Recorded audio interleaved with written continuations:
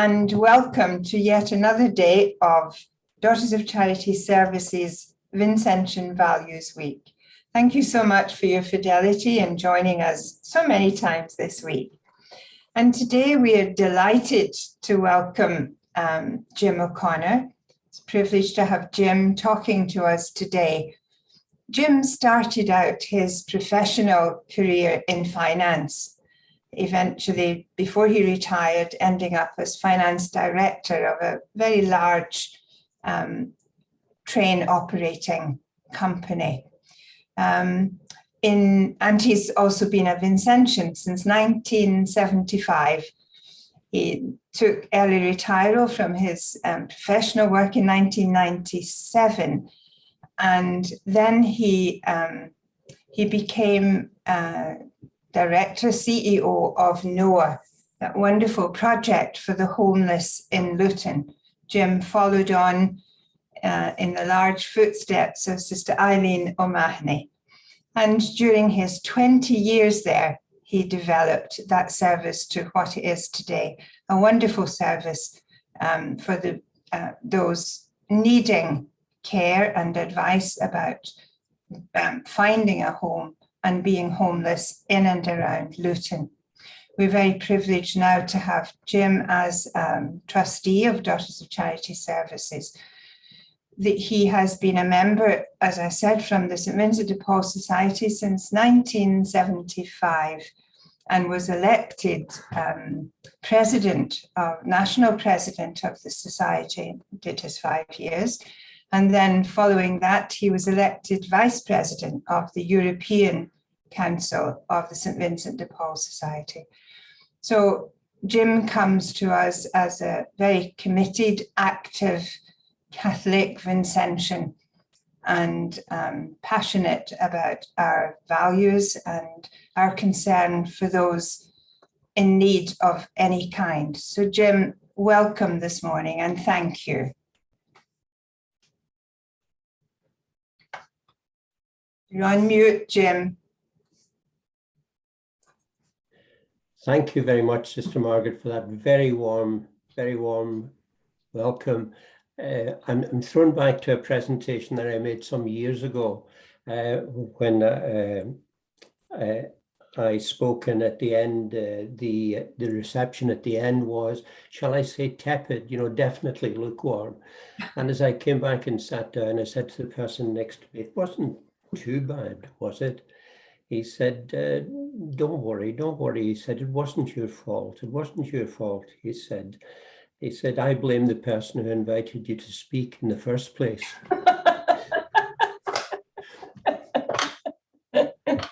Good morning to everyone. It's a delight and a pleasure to be with you and to be with you throughout this week as well. It's been marvelous so far. What I want to do over the next period of time is to share with you my experience going through. It's not an autobiographical journey by any means, but it will pick up people that I've met, influences that I've been affected by, and to share those with you and perhaps bring those together at the end as to how they might have an application for Daughters of Charity Services. So, why did I become a member of the St. Vincent de Paul Society? How did that happen? Well, I had no connections with the society. I didn't know anyone in it at all. But I had an experience that caused me to reflect on what I was doing, and particularly what I was doing with regard to my faith, which was really carrying out the basics and not a lot else. And I did think how it would go when I stood in front of himself and he said, now Jim, let's see what you've been doing. And he says, let's see what I've done for you. And I had this image of scales, and it shared with me everything that had been given to me. All the great good things, the many of them, family, friends, education. And I saw these brass weights going on these scales, and they mounted and mounted and mounted. And at the end, he said, well, let's see what you've done for me. And the followed an increasing shuffling of feet on the carpet and deep embarrassments. That caused me to think and reflect. And I had the good sense to get the advice of a good lady and a friend of the family who was a religious. She was the head teacher of the local primary school in Derby, a sister of mercy as it happened.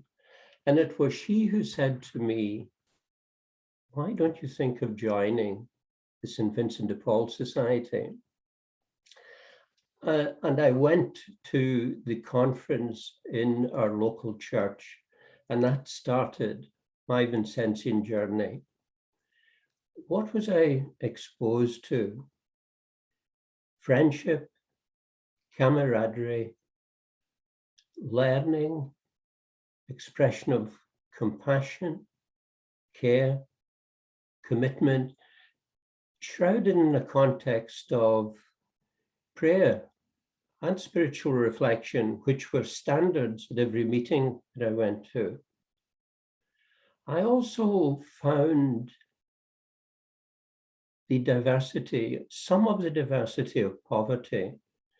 And I had what I can only describe as the joy of visiting people and finding out that you get much more than you gave. Among my first visits was Edie. Edie was a little lady in her 80s. She had never married and didn't have any family connections. And her working life, at least in part, was as a news vendor in Derby city centre, selling newspapers at the corner. She had a smile as big as herself and would be deeply offended if you didn't accept her tea and biscuit. And we chatted and resolved whatever issues or problems or attempted to that she might have. Tom was a railway shunter, a Dublin man with a young family, and he had a serious head accident. It didn't leave him incapacitated. He was physically fit and able, but limited. And it was a pleasure to be with him and his family and the heroism of his wife. You learn so much in that way. And there began to emerge a word that has remained with me throughout my Vincentian life, and that's privilege. Privilege. I moved to Northampton in 1983 and joined the local conference there. I found exactly the same things there, except this conference was huge, 24 members, terribly well organized. That's reflections back to the principles of St. Vincent de Paul, organized charity, very well organized, very dynamic, very committed, very diverse. So the work extended not only to befriending, but beyond, to furniture delivery, to food hampers, to outings, to social occasions. Wonderful experience, wonderful people. And I found that and certainly I did, I learned so much. I learned so much from the example of others, so taken by it. And we had the very active involvement of our parish priest as well, which was a tremendous influence also. One of the things that we did was take part in the annual pilgrimage of the sick, the St. Vincent de Paul Society's pilgrimage of the sick to Walsingham, which was a joy. It's on the first Sunday of July every year, and it's an absolute joy. Great to be there. For some reason, the sun always shines. Marvelous. Many years later, in the other role, I had the responsibility of giving the address of thanks to the bishop who celebrated Mass. And I did so on this occasion, and quite well, I thought, and came down from the lectern and had no sooner got to the bottom when a lady member of the conference came to me and said, "You've just spent the last 5 minutes thanking the bishop in the name of his predecessor." And I was horrified. So round I go to the bishop on my knees, apologizing. It was Bishop Peter Smith, who later became the Archbishop of Cardiff and Archbishop of Southwark. And I'd kept addressing him as Bishop Alan Clark. So he found it hugely funny. But he said to me, he says, don't consider yourself, he said, entirely useless. He said, you'll have a very active role. He says, it's a bad example.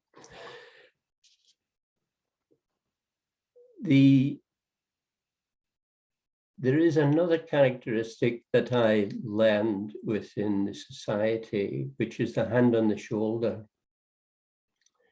or the ability to sit down quickly.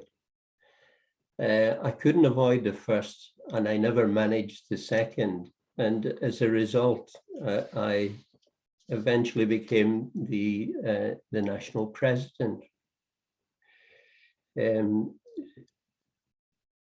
Among the objectives that I had and hoped for was forging closer links with the Vincentian family.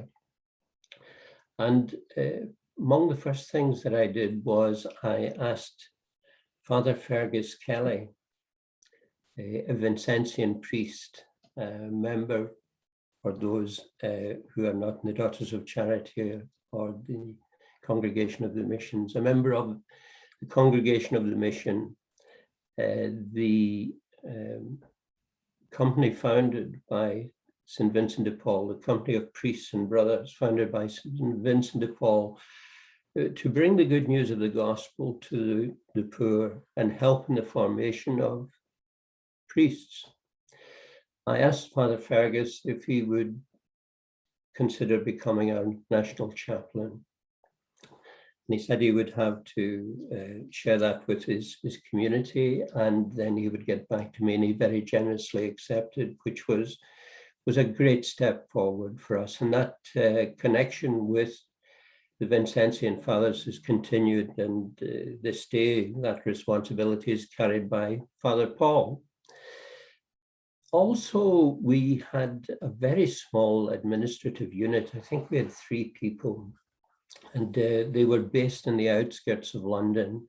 And through the good offices of the Daughters, they gave us some lovely office space in one of their houses in London, in Blandford Street, actually, and we moved in there.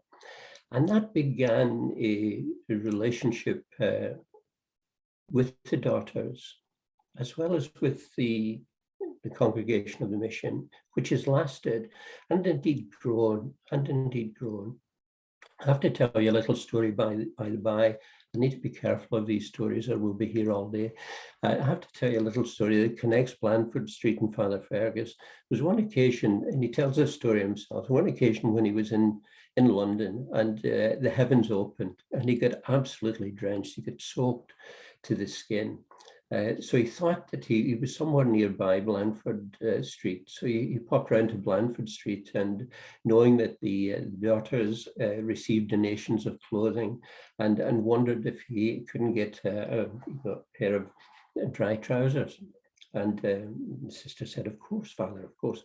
And so he was given a pair and changed, and came back to the sister and handed the soaking pair that he had and said, "Maybe these would be useful to some poor man." She looked at them maybe a little bit disdainfully and held these, and she said, "We wouldn't dream of giving these to the poor," and put them by. So a sense of humor, which is a characteristic of Father Fergus, and permeates much of the life of the society. Sister Brenda Matheson became Daughter of Charity, became our first, I think we might have called her pastoral chaplain.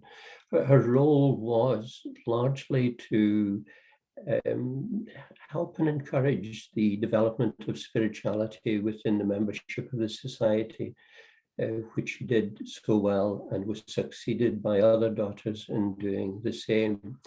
One other aspect of the influence of this growth within the Vincentian family was that coincidentally around about this time was the establishment of Vincentians in partnership, a great idea. And I know that Mark McGreevy of DePaul International now was instrumental in playing a part in that.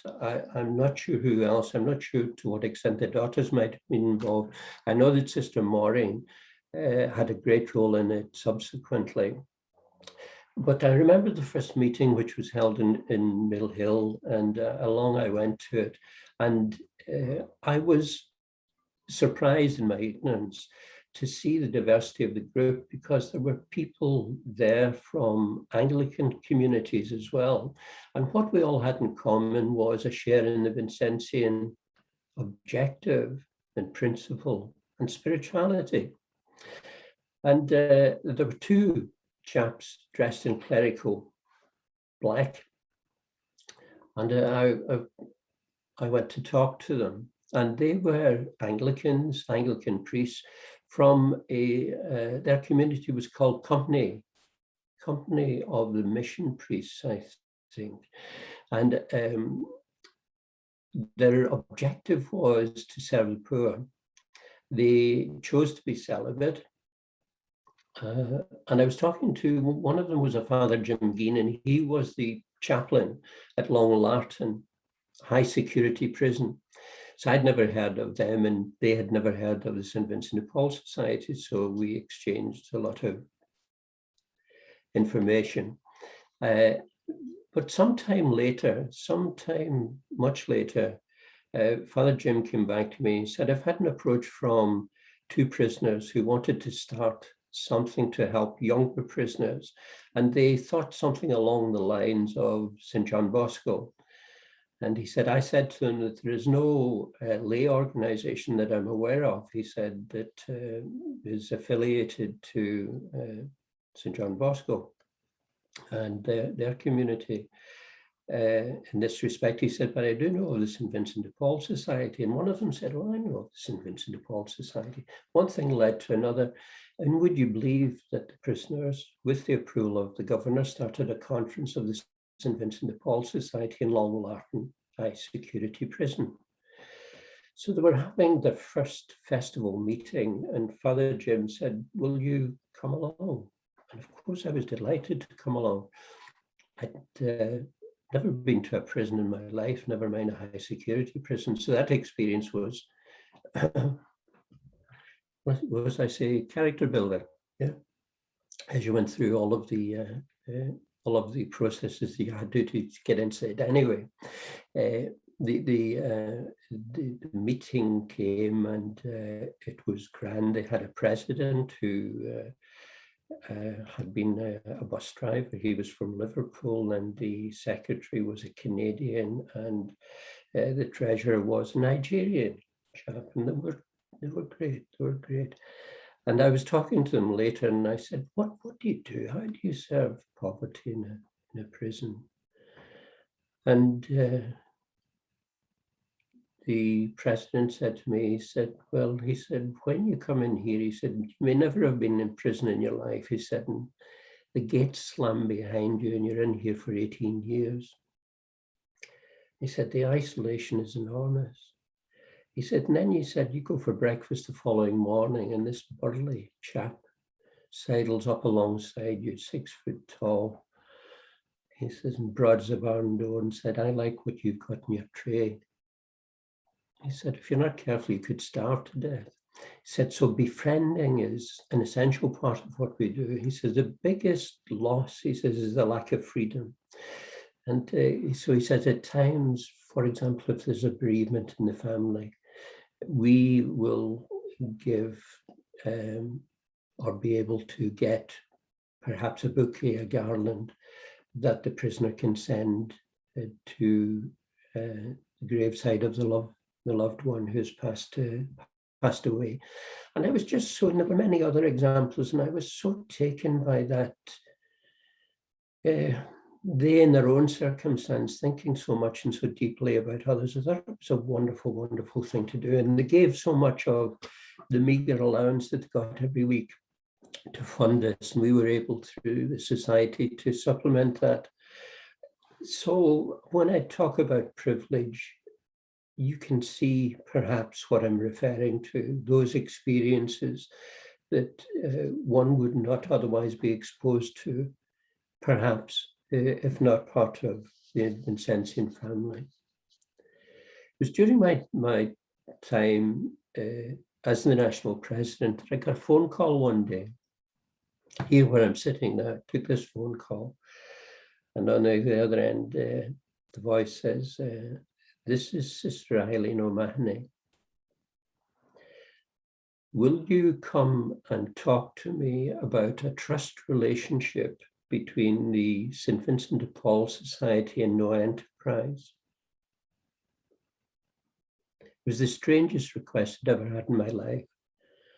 I said, "I will, of course, come and talk to you about that." I said, "But I have to tell you that the last thing you need or want is a trust relationship with the St. Vincent de Paul Society, because we were all voluntary. We didn't have a structure where we could, in any way help operate at that time an organization like Noah." So down I went to meet with Sister Eileen, and sitting with her was her very able deputy, Sister Antoinette. Sister Antoinette, who is a Franciscan, a member of the Sisters of St. Clair.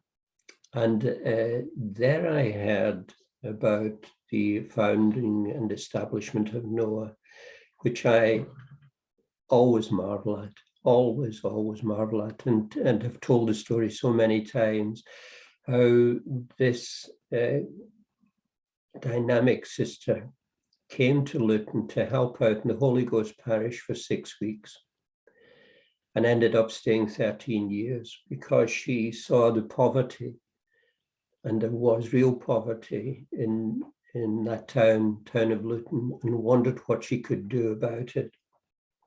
That wondering led to her being given a block of condemned flats, out of which she and Sister Antoinette, no resources, didn't know where anything was coming from, began a service to particularly people who are homeless, particularly people living on the streets, mainly male.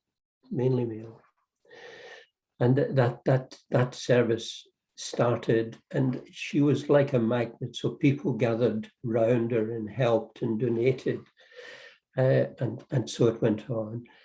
After 4 years, the building was going to be demolished. And by that time, the council had seen the value of the work that was being done, didn't want to lose it, and offered her an alternative site. And moved on to the alternative site, which had old prefabricated buildings on it. And she complemented those by getting porta cabins in, and the service grew and developed and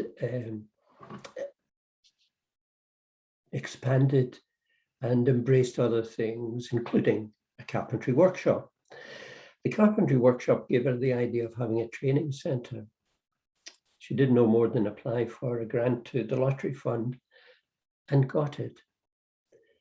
It was £400,000 in 1996, which I don't know what the computation is now, but that must be about £1.5 million in today's money. It was a huge grant for a small charity.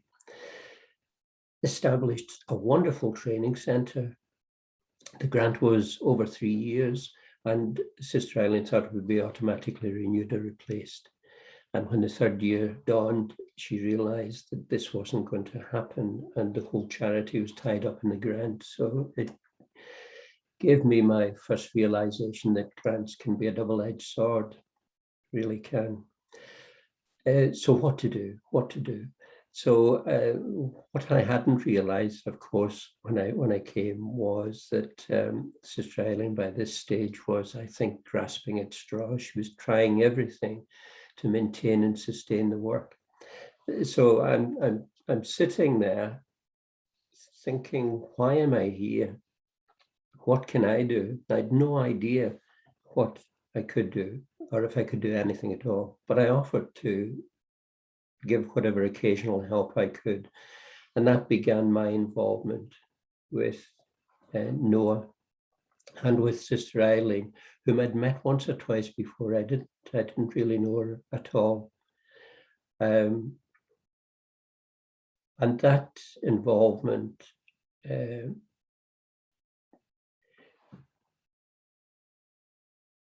grew the regard I had for the work that was being done, the way it was being done, the purpose of it, the focus of it, the impact and effect of it.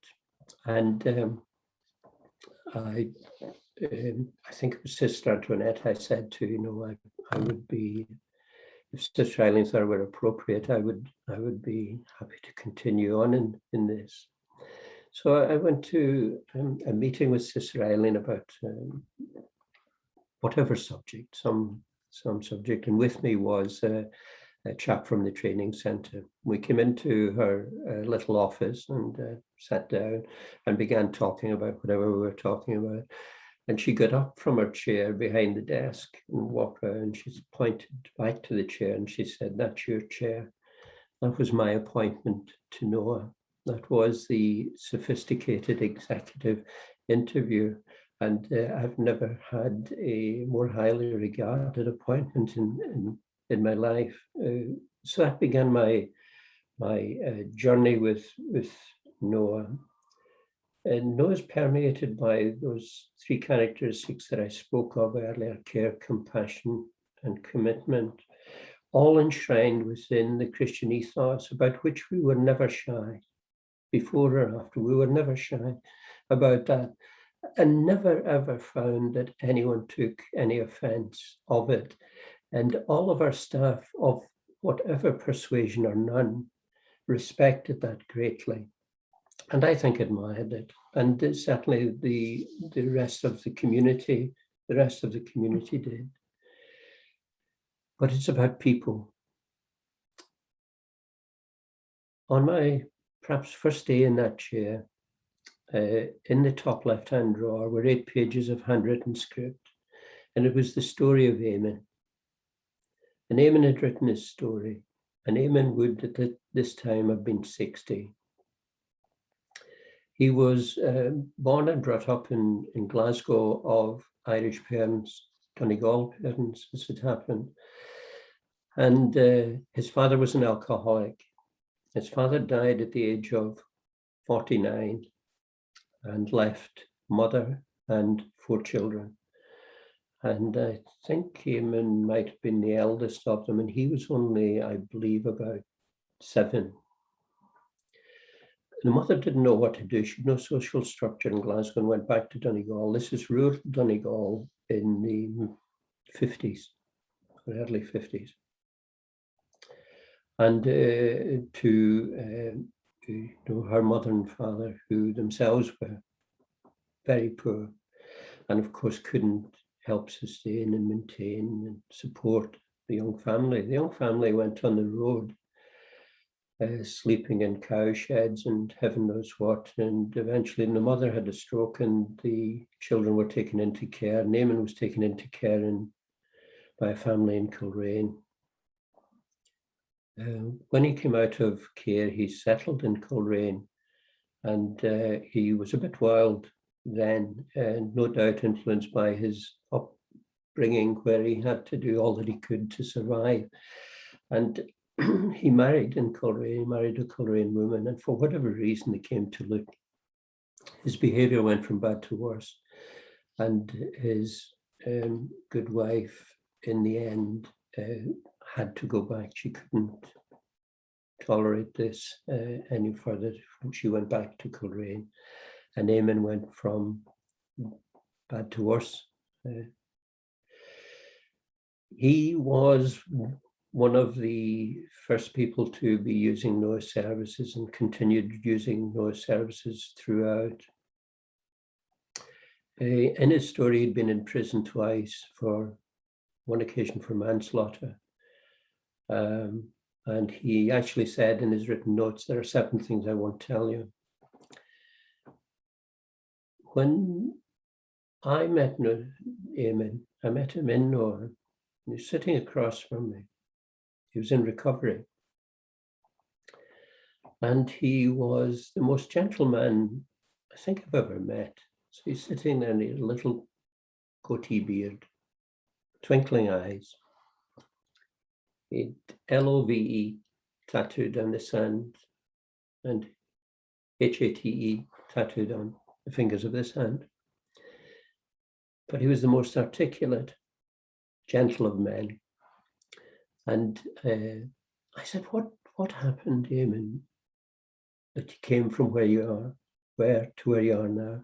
He said, several things happened to me. He said, one of them was, he says, my son-in-law came in one day when I was lying on my mattress, and he said to me, you're going to be dead in a fortnight. So for whatever reason, that resonated with him. And he said, the other thing was, he said, I came to Noah this day. He says, and I came in and he said, I wanted to see the resettlement, what was called the resettlement officer. It was a young woman. Her name was Tina.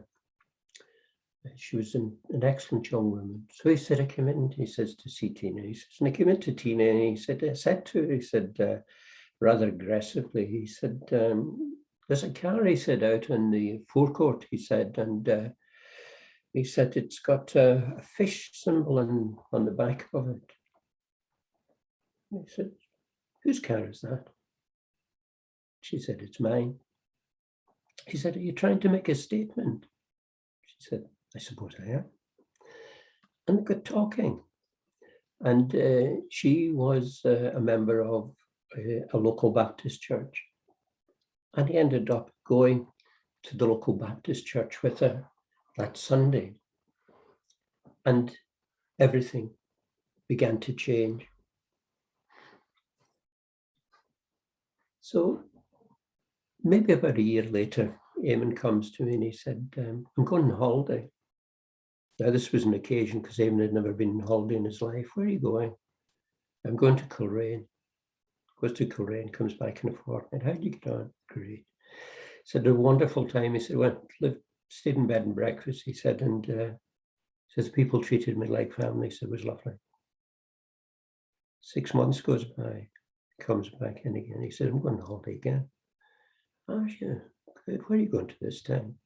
Kilrain. The third time he went, which was in the middle of summer, and when he came back, he said, how did you get on? He said, a great time as always. He said, there was one day, he said, I took a walk into town. He said, and I went to this cafe. He said, and I sat at one of their outside tables and I had a lovely cup of coffee and I'm watching the world go by. He said, and this lady comes in, she was pushing a wheelchair and with a chap in it. And he said, I thought I recognized him. He looked like a cousin of my wife's from way back. So he said, I got up and I went over to the lady and I said to her, is your name Maureen? And she says, it is. Who are you? It was his wife from 30 years ago. And that started a relationship between them. She was very keen to know how he was, what had changed him, how he was keeping, where he was living, and came over to Luton to visit him. And in the course of that visit, they renewed their marriage vows. And she insisted on him coming back with her so that she could take care of him for the remaining 4 years, as it happened, of his life. And he's buried in Kilrain. Final thing about Eamon was I was asked on one occasion to speak to the students at a local Catholic comprehensive, and it was each day of the week, so I was addressing a different age group in each day. And I asked, when would I be speaking to the sixth formers? And I was told Wednesday. So I thought, gosh, how do we get a message over to the sixth formers? And I came back and I said to him, and I've been asked to speak at Cardinal Newman, got the sixth formers on Wednesday. It would be fantastic if you felt able to talk to them and maybe share your experience. He said, anything you want, Jim. So along we went to the Cardinal Newman School, and Eamon had a stick, so he's walking with his stick. So we're going down the side, no one's paying any attention to us. We sit down, there's 300 students there. So the teacher introduces us, and I say a few words and say something to the effect that Noah is about helping people in need. I say, people such as Eamon was. Let me introduce you to Eamon. And Eamon comes over with his stick, and he comes to the lectern.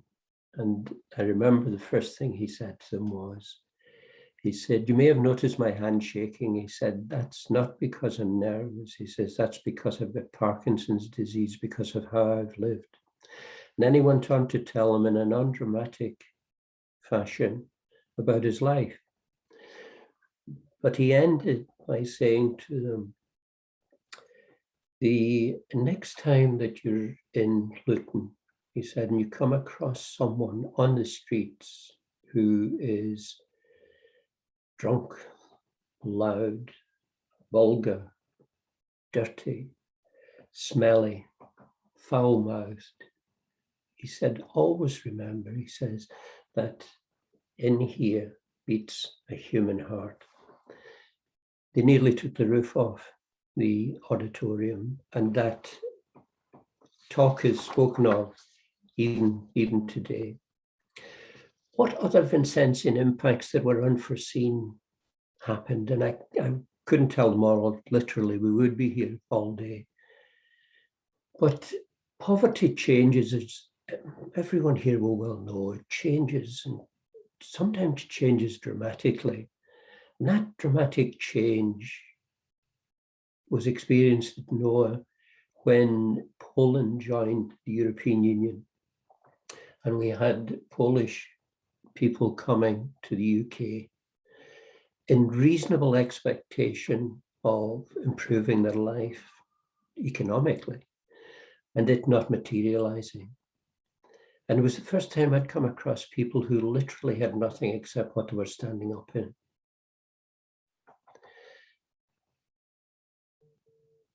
There was the first Christmas that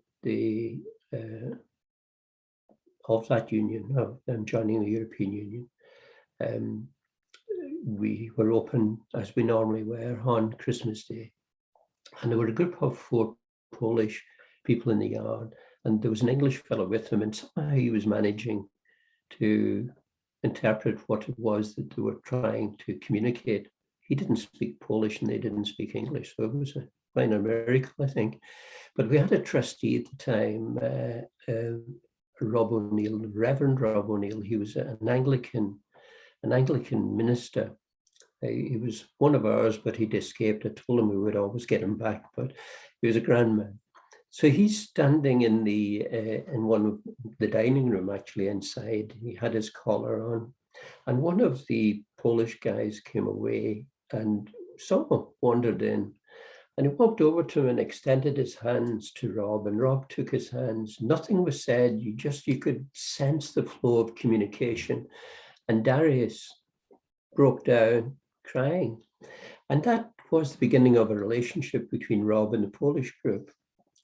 Rob came to me one day and he said, he said, we look after the Polish well, and all people in need well. He says, material by having a good breakfast and a hearty lunch, he said, but they don't get anything else to eat until the following morning because we had no evening service. We wondered what to do. We ended up concluding that we would run a soup kitchen. We didn't know how.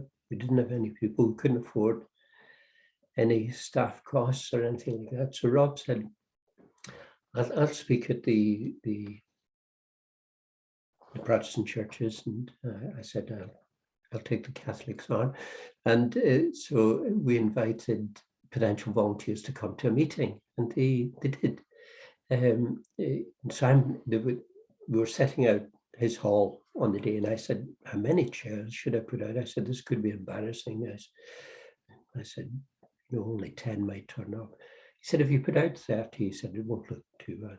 So we put out 30 chairs, 200 people turned up. And we ended up with a battery of people that allowed that soup kitchen to run every evening of the week for the last, I would say, 12 years, without closing down on any one occasion. And they actually run it and manage it themselves. So it's one of what it brought home to me was one of the facets of the Vincentian work is it offers opportunity for others to get involved and express their own wish to help their fellow man, particularly their fellow man in need, and to express their faith in action. It was a wonderful expression of that. Final thing I'll say about, no, I won't. The final thing means because I'm Irish that there are 4 other things to come. The other thing was we started a social enterprise.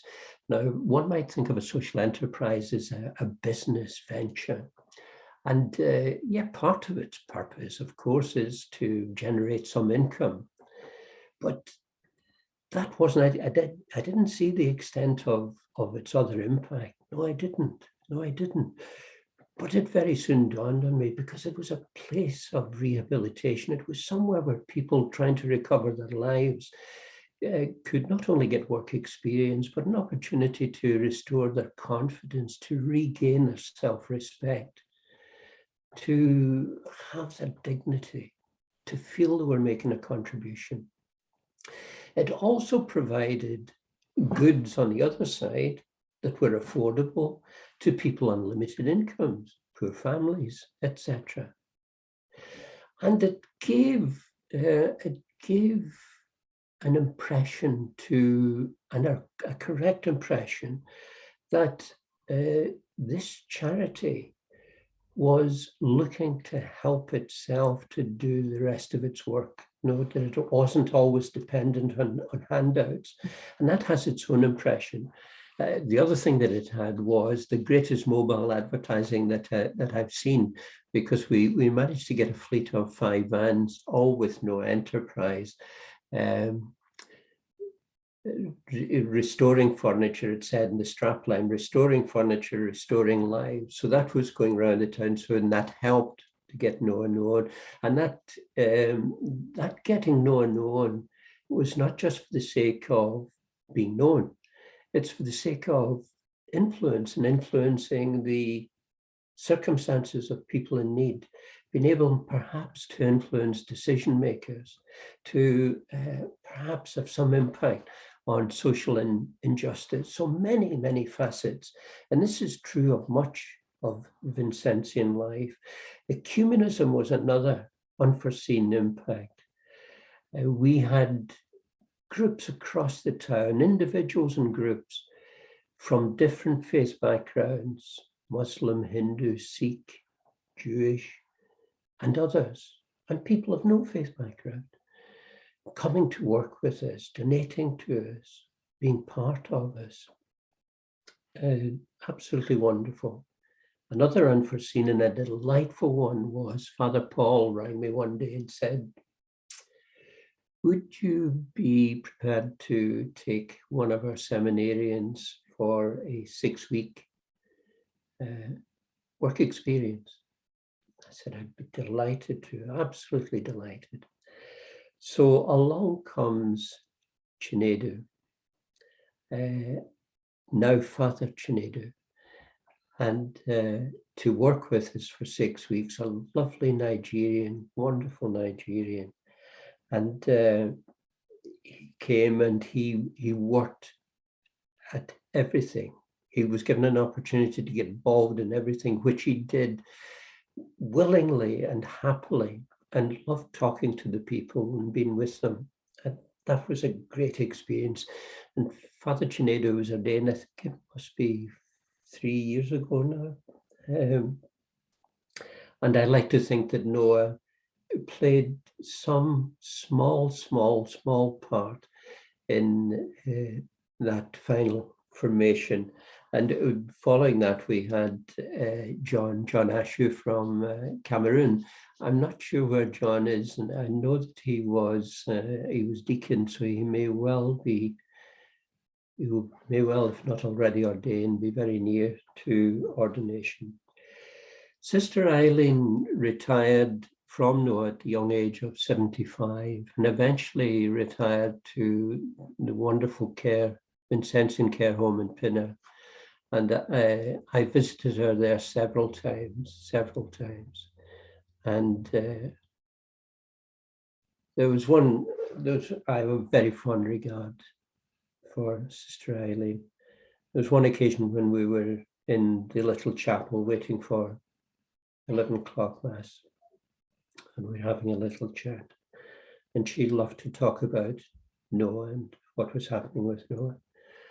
And she said in the course of this, she said, I did nothing. I did nothing. He did it all. And if I had a motto, that I think would be it. I've described Sister Eileen, among many other things, as a woman whose faith was her anchor and trust in God her compass. And I saw that in evidence, certain evidence.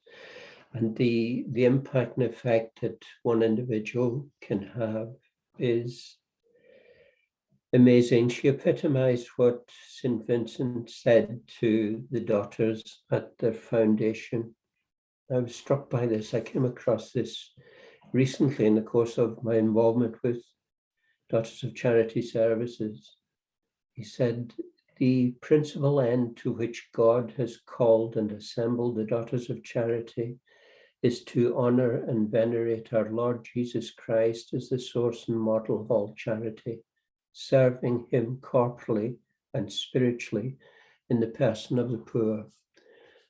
I shared that with members of the current conference that I'm associated with, which a conference of the St. Vincent de Paul Society, which was founded in Noah. It's not part of Noah, but it's founded on Noah premises, and which has as its patron, it's known as the St. Louis de Marillac Conference.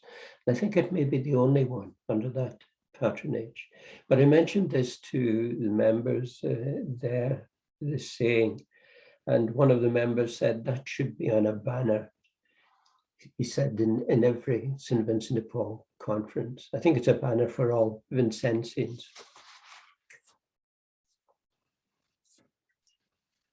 So it was my privilege to be there for 20 years, and that ended in April 2020. In November of 2020, Sister Ellen said to me, would you become a trustee of the Daughters of Charity Services? And I was delighted to do that. More than delighted. It was a privilege again to do that. I have to tell you that this is the concluding part before you despair. I did have to ask once, I did ask a friend, an Irish friend, how I could manage the time in which I was speaking. And he said to me, just imagine, he said, that you're a corpse at an Irish wake. He said, you have to be there for the occasion, but no one expects you to say too much. So I won't take it too much longer. So Sister Ellen invited me, and it was a delight to do that. And I heard about what the intent and purpose was. And I was struck by, I have to say, the courage and the inspiration behind the decision to create the Daughters of Charity Services.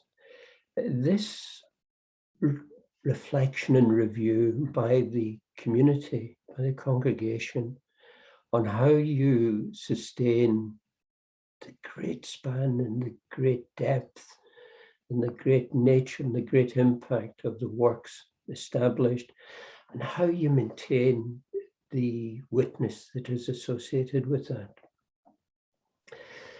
The span of projects is well, you've heard already, it's terrific. Why is it terrific? Not terrific in a backslapping way, terrific in its span. It was described recently by Mandy, who's the fundraiser at Daughters of Charity Services, as works that span cradle to grave. And she was saying that when she mentioned that to a funder, how impressed that person was by it. But it's the diversity in the nature, the sophistication and the ordinariness of the work involved that strikes as well. I think its potential is immense. I really do. I think its potential is immense. And I hope that what I have said maybe gives the odd slight indication of how that could be realized, It has the support and backing so generously of the Daughters of Charity, initially investing £2 million in it, a vote of confidence, a huge vote of confidence of itself, but reinforced only in the last weeks by a further investment of 2.6 million. That is an astonishing statement of confidence and intent that will be realized. Our challenge as Daughters of Charity Services, I think, in large part, is how we develop between us, all of us involved in Daughters of Charity Services, the central team, the projects, everyone else involved, a corporate bond, a complete unity of purpose, an intention to address poverty in unison and to support one another. And that we do this in a way that truly sustains the legacy of the Daughters of Charity, indeed of St. Vincent and St. Louise, in bearing witness to the endless love of God for mankind through loving and supporting people in poverty. Thank you very much.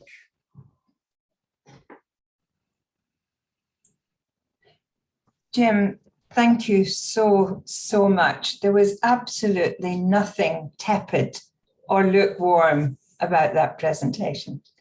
I think you've touched all of our hearts this morning in a really inspirational way. I was very conscious the whole time you were talking of Vincent. I could just see Vincent. He's right here behind me, but I could see Vincent saying, yeah, that's good. It's the epitome of the giftedness that Vincent had, that you've managed to somehow integrate and work on and develop in your own life. I see that mainly to do with your commitment to relationships and to collaboration. But your relationships, I believe, are centered on that deep and profound relationship which you have with the Jesus of the gospel, which leads us to develop and nurture those Vincentian hearts that we all long for. You have a great Donegal gift of storytelling, which is always, it's so touching. But it wasn't just a case of telling a story. You had entered into those people's lives And I think that's what you did with us this morning. You entered into each of us in a way that kind of made us reflect on who we are. And as I certainly had a vision of those scales, and I wouldn't like to reveal what my picture was either. But I think it's about that. It's about being genuine and humble and recognizing where God is calling each one of us and going with that and doing the best that we possibly can to live out of that. And you kept attributing everything back to that. So I'm very, very grateful for your sharing this morning. And I know we'll have a lot to think about and dialogue on from here in. Thank you too for your reflections on the future of Daughters of Charity Services. And I know you're committed to that. So again, a huge thank you, Jim. That's been a wonderful contribution to our week. Thank you so much. And thank you to everyone who joined us again this morning. I think each day, the messages that we've been getting back are just incredible. So thank you for your enthusiasm, for your participation, and for your prayers too, for the success of all that we're trying to do. It's not us, it's all that we need to do. That call of Vincent, I could have done more. If we take that away from this week, it will be wonderful. Thank you all so much, and we might see some of you again tomorrow when we'll have Margot Uprichard from our project in Glasgow. So we look forward to seeing you then. Have a wonderful day, and thank you. Thank you again, Jim. Thank you.